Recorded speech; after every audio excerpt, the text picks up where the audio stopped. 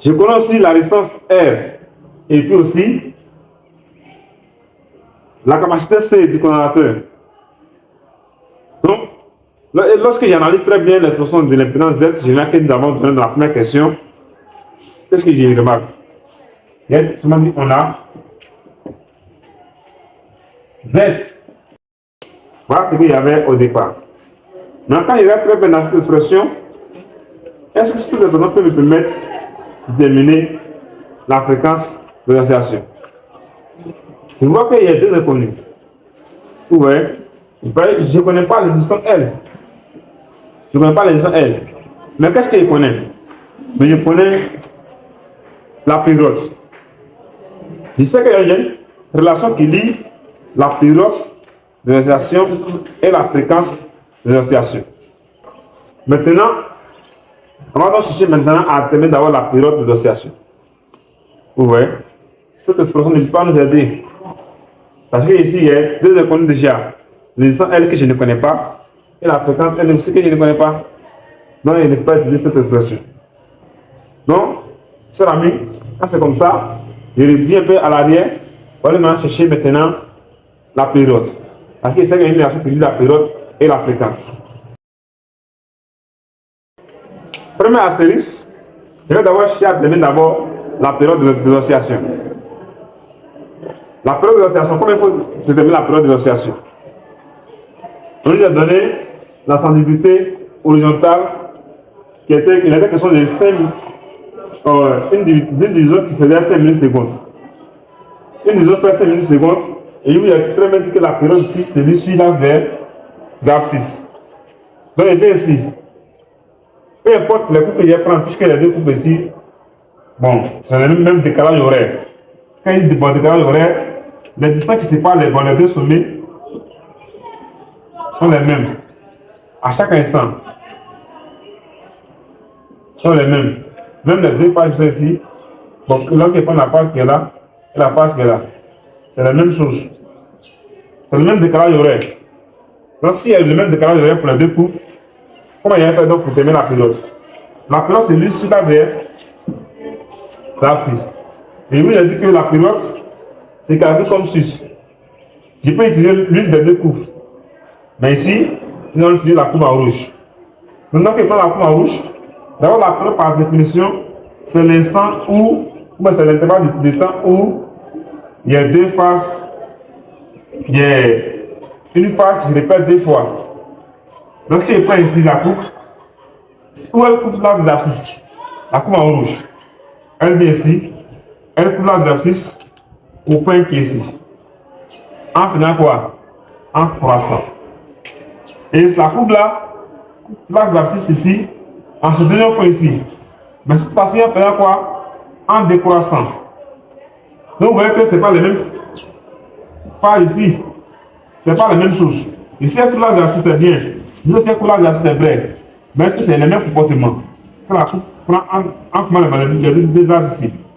La coupe coupe l'axe des abscisses dans le premier point en croissant et le deuxième point, c'est en décroissant. Donc la période ne peut pas se mesurer à partir de ces deux points. Jamais. Donc je vais encore plus loin. Mais quel est donc le point de direction de la coupe en rouge et l'axe d'abscisse lorsque la coupe en rouge est croissante? Ici elle est décroissante. Dis merci. Ici elle est croissante. Donc ça veut dire quoi? La coupe en rouge ici coupe l'axe d'abscisse en croissant ici et ici aussi en croissant. Donc c'est l'intervalle de temps qui sépare donc maintenant les deux phases qui est ici qui est la période. Donc c'est la distance qui sépare maintenant les deux points que je vais chercher à mesurer. Mais ici on les a aidé en nous facilitant la tâche, en nous donnant ici les choses par division mais par carreau. Donc si ici il y a des divisions mais les carreaux, tout ce que je vais faire ici, je vais donc compter tout simplement le nombre de carreaux qui séparent les deux points. Le nombre de carreaux qui séparent les deux points. Je vous dis encore, on peut aussi faire la démarche d'après ici, en utilisant encore le sommet ici, ou bien les deux instants, c'est la même chose. Mais je vais compter le nombre de carreaux qui séparent les deux points que j'ai assuré. Quand je prends ici, comptons ensemble. Et là, jusqu'à là, y a-t-il combien de carreaux? Je compte pour aller vers la droite. Et là, ça fait 1, 2, 3, 4. Donc, il y a combien de carreaux? Bon, il y a 4 carreaux. Autrement dit, 4 divisions. Donc, je vais ici d'abord. Je répète d'abord ce qu'ils ont dit. C'est où le test m'a donné comme information. Le test m'a donné comme information qu'il y a 5 millisecondes par division. Donc, je vais traduire ça. 5 millisecondes qui correspond à une division. 5 millisecondes qui correspond à une division. Maintenant, quand moi j'ai compté le nombre de carreaux qui séparent les deux points que j'ai repérés, c'était 4 carreaux. Autrement dit 4 divisions. Donc il vient ici, c'est ça qu'il vient mettre ici. Mais je ne le mets pas ici. Et ici c'est pour les millisecondes, pour les valeurs qui sont en millisecondes, ici c'est pour les valeurs qui sont en division. Donc, comme il a obtenu 4 divisions, je mets ici 4 divisions. Donc c'est la correspondance de ces 4 divisions maintenant qui va représenter la période d'association. Je mets ici T, la période d'association. Donc qu'est-ce qu'il fait? Là, ça devient mal du G. Si vous appelez la règle des croix, il fait ça là, quoi ça, il fait ça là, quoi ça, et il tire attention. En faisant cela, cette opération, vous avez obtenu T, qui est la période, vous êtes égal à 5 fois 4 divisé par 1. La période ici va se transformer en millisecondes. Donc, quand il fait 5 fois 4 divisé par 1, ça me fait 20. Ouais. Donc la période ici, ça me fait 20 millisecondes. T égale à 20 millisecondes. Je vais convertir en son unité légale, c'est-à-dire en secondes. Lorsqu'il y a une grandeur en millisecondes, pour venir en secondes, je ne le mets plus souvent par 10% moins 3. Je ne m'en pas. Ça fait ici 20 multiplié par 10% sur moins 3 secondes. Ou bien si vous aussi simplifier, il faut aussi écrire 2 fois 10% sur moins 2. Si je passe à 2, j'annule le 0 qui est là, la puissance, il fait plus 1 à la puissance. Moins 3 plus 1, ça fait moins 2. Donc, en secondes, c'est la même chose. On va faire donc la période d'association en secondes. Comme je connais la période d'association en secondes, je vais maintenant déterminer la fréquence d'association en question. Donc, d'une série. Je donnerai maintenant la fréquence d'association L. Puisqu'il sait qu'il y a une relation mathématique qui lie la fréquence d'association à la période d'association. Donc, qu'est-ce qu'il a fait?